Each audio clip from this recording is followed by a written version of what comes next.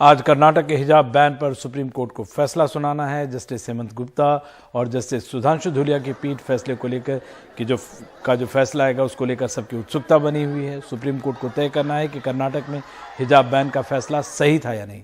22 सितंबर से 10 दिन तक चली सुनवाई के बाद पीठ ने हिजाब विवाद पर फैसला सुरक्षित रखा था। आपको बता दें कि इस मामले में कुल 23 याचिकाओं पर सुनवाई हुई है। कर्नाटक हाईकोर्ट में हिजाब बैन को चुनौती देने वाली 6 मुस्लिम छात्राओं ने भी याचिका दाखिल की है और इस पर और ज्यादा जानकारी दे रहे हैं हमारे सहयोगी आशीष Bhargava.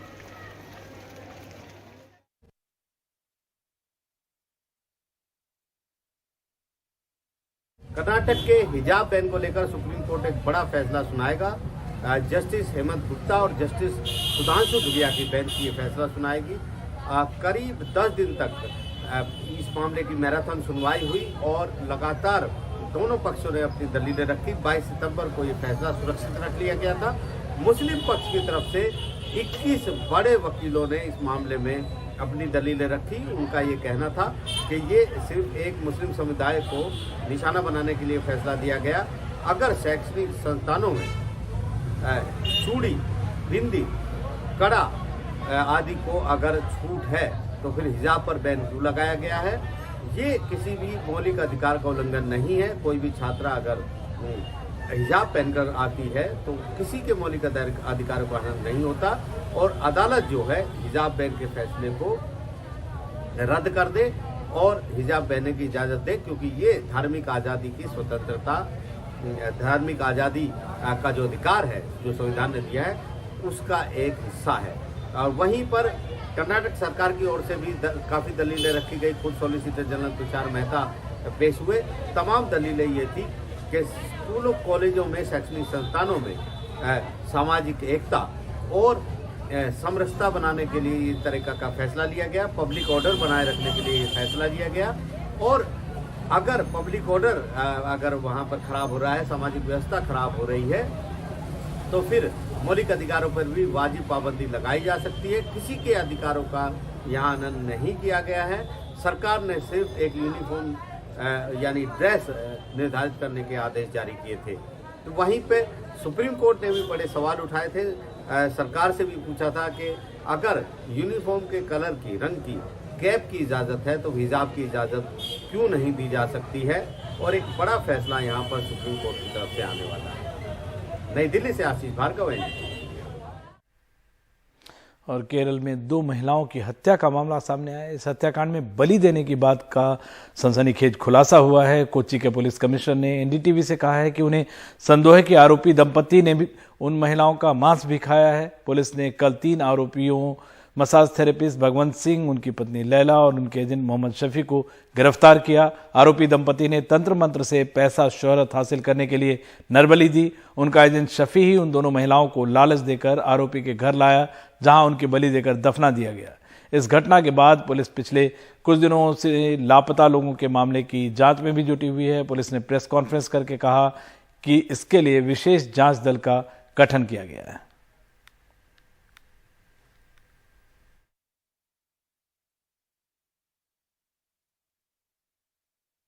Main conspirator of this case is accused number 1, Shafi alias Rashid. So he actually designed the conspiracy.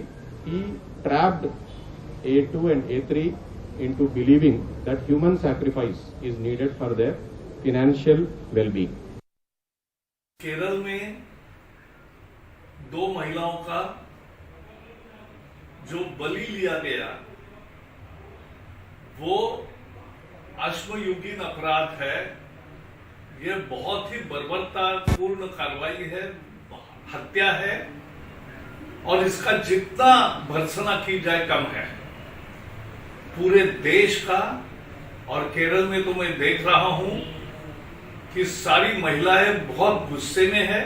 सीधी जांच होनी चाहिए और फास्ट ट्रैक कोर्ट में उनको जल्दी सजा भी होनी चाहिए। यही सबकी इच्छा है और हमारी भी यही मांग है। अंतर्राष्ट्रीय पुलिस संगठन इंटरपोल ने खालिस्तानी चरमपंथी गुरपतवंत सिंह पन्नू के खिलाफ रेड नोटिस जारी करने की भारत की अपील ठुकरा दी है। ये दूसरी बार है जब इंटरपोल ने यह अपील ठुकराई है। भारत फिर से अर्जी डालने की तैयारी में है।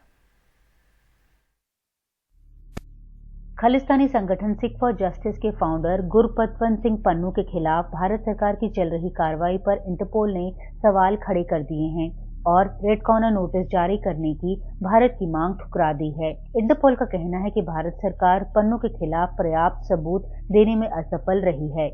एनडीटीवी इंडिया को मिली हुई जानकारी के मुताबिक एनआईए इस मामले में फिर से अपील करने की तैयारी कर रही है।